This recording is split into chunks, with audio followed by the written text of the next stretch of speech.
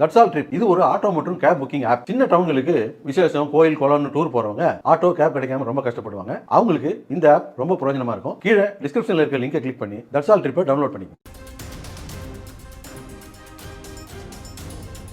மற்றொரு முக்கிய செய்தி, திமுக கூட்டணியில் இணைகிறது நெல்லை முபாரக்கின் எஸ்டிபிஐ கட்சி. இது குறித்த மேலும் விவரங்களை வழங்குவதற்காக நமது செய்தியாளர் லட்சுமணன் இணைப்பில் உள்ளார். லட்சுமணன், திமுக கூட்டணியில் நெல்லை முபாரக்கின் எஸ்டிபிஐ கட்சி இணைந்திருக்கிறது, விவரங்களை சொல்லுங்க. 2026 சட்டமன்ற தேர்தலை நோக்கி இந்த தேர்தல் பணிகளானது மிக தீவிரமான முறையில் நடைபெற்று வரக்கூடிய நிலையில் ஒவ்வொரு கட்சியிலிருந்து மாற்றுக் கட்சிக்கு பல்வேறு கட்சி நிர்வாகிகள் இணைந்து வருகின்றனர். அந்த வகையில் தான் தற்போது பார்த்தோமென்றால் திமுக கூட்டணியில் பார்த்தோமென்றால் புதிய கட்சிகள் இணைந்து வருகின்றனர். அதன் தொடர்ச்சியாக கடந்த 2 நாட்களாக பார்த்தோமென்றால் தேமுதிக இதற்கு முன்பாகவே அதிமுகவுடன் கூட்டணியில் இருந்தது, மீண்டும் திமுகவின் இணைந்திருந்தது. அதன் தொடர்ச்சியாக ஓபிஎஸ் அணியிலும் அதிமுக சார்பாக இருந்தது. அதன் தொடர்ச்சியாக நேற்று பார்த்தோமென்றால் ஓபிஎஸ் அணியினர் பார்த்தோமென்றால் திமுகவின் இணைந்திருந்தார்கள். அதன் தொடர்ச்சியாக தற்பொழுது மீண்டும் பார்த்தோமென்றால் ஒரு புதிய கட்சியானது இன்னும் சற்று நேரத்தில் சென்னை அண்ணா அறிவாலயத்தில் TR பாலு தலைமையிலான இந்த தேர்தல் குழுவினரிடம் அருகில் தொடர்ந்து இந்த எஸ்டிபி கட்சி திமுக கூட்டணியில் இடம்பெற இருப்பதாக கூறப்பட்ட நிலையில் தற்போது நிர்வாகிகள் தற்பொழுது அண்ணா அறிவாலயத்திற்கு வருகை புரிந்துள்ளார்கள். இன்னும் சற்று நேரத்தில் கட்சியின் தலைவர் நெல்லை முபாரக் தொடர்ந்து தற்பொழுது திமுக கட்சியில் இணைய உள்ளார்கள்.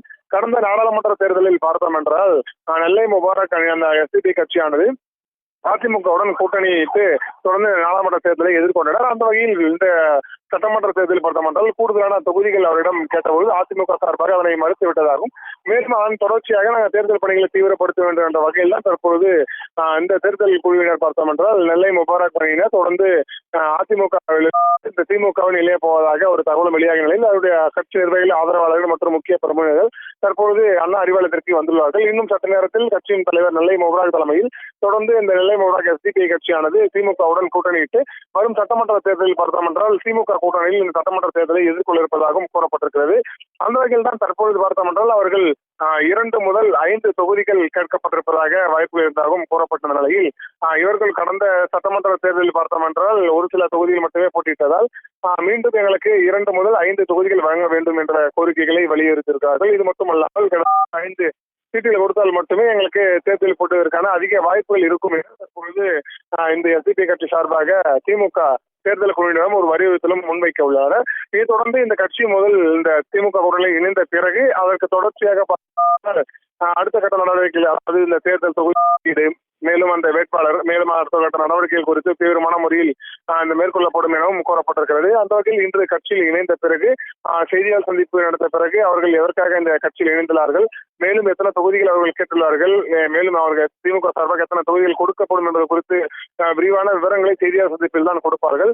இன்னும் சற்று நேரத்தில் தற்பொழுது எஸ்டிபி கட்சியானது திமுகவுடன் கூட்டணியில் அமைகிறது. இது மட்டுமல்லாமல் தற்பொழுது பார்த்தோமென்றால் காங்கிரஸ் கமிட்டியும் திமுகவும் தொகுதி பங்கீடு குறித்து பேச்சுவார்த்தையானது தொடர்ந்து வரக்கூடிய நிலையில் அந்த கூட்டணி பேச்சுவார்த்தை, அதாவது இந்த தொகுதி பங்கீடு பேச்சுவார்த்தையானது நிறைவு பெற்ற பிறகு எஸ்டிபி கட்சியானது தொடர்ந்து திமுகவில் இணையிருக்கிறது. அதன் தொடர்ச்சியாக தமிழக வாழ் உரிமை கட்சி தொடர்ந்து இன்னைக்கு தொகுதி பங்கீடு குறித்து பேச்சுவார்த்தையானது நடைபெற இருக்கிறது. இந்த தொகுதி பங்கீடு பேச்சுவார்த்தையை பொறுத்தவரையுமே வேல்முருகன் தற்பொழுது இந்த தொகுதி பங்கீடு பேச்சுவார்த்தைக்கு அழைப்பு விடுக்கப்பட்டு அறிவாலயம் வந்திருக்கிறார். அந்த தொடர்ச்சியாக கட்சி நிர்வாகிகள் மற்றும் முக்கிய பிரமுகர்கள் உள்ளிட்டோர் வருகை புரிந்துள்ளார்கள்.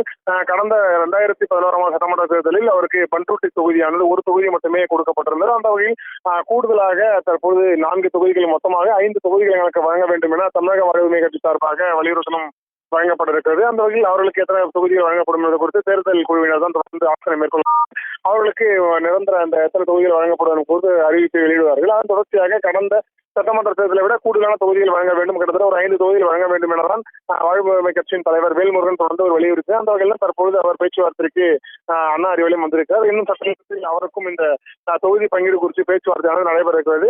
தற்பொழுது காங்கிரஸ் கமிட்டி சார்பாக தொகுதி பங்கீடு குறித்து பேச்சுவார்த்தையானது நடைபெற்று வரக்கூடிய நிலையில் அடுத்த கட்டமாக எஸ்டிபி கட்சியை தொடர்ந்து திமுகவுடன் இணைய உள்ளனர். அதன் தொடர்ச்சியாக தமிழக வாழ் உரிமை கட்சியின் சார்பாக தொடர்ந்து இந்த பேச்சுவார்த்தையானது நடைபெற இருப்பதும் குறிப்பிடத்தக்கது.